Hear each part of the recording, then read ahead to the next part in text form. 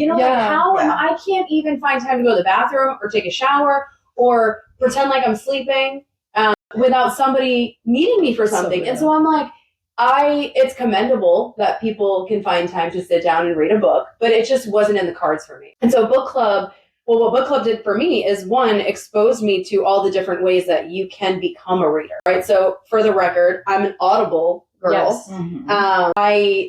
There's something about having that live action audio playing in my ear, and my mind is sort of free to wander in that. And I think just having that added element of surround sound going on in my headphones, and I feel submerged in the story. And and we've talked about this before, I don't get that from reading a physical book because, one, I'm the narrator, and maybe I don't want to hear my voice when I'm reading a book.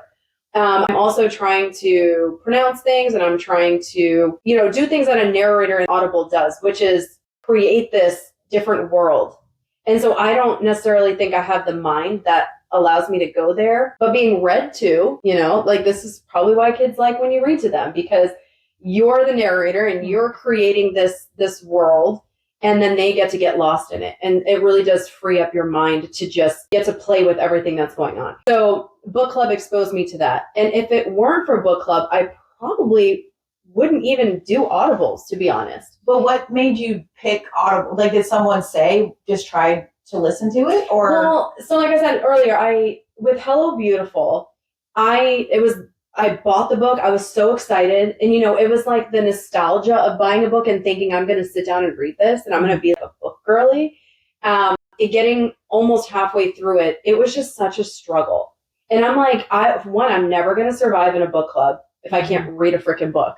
Right. So there was sort of there was a little bit of a stigma there. And I'm like, I just can't be one of those girls who picks up a book and reads it. So I'm not going to fit into a book club.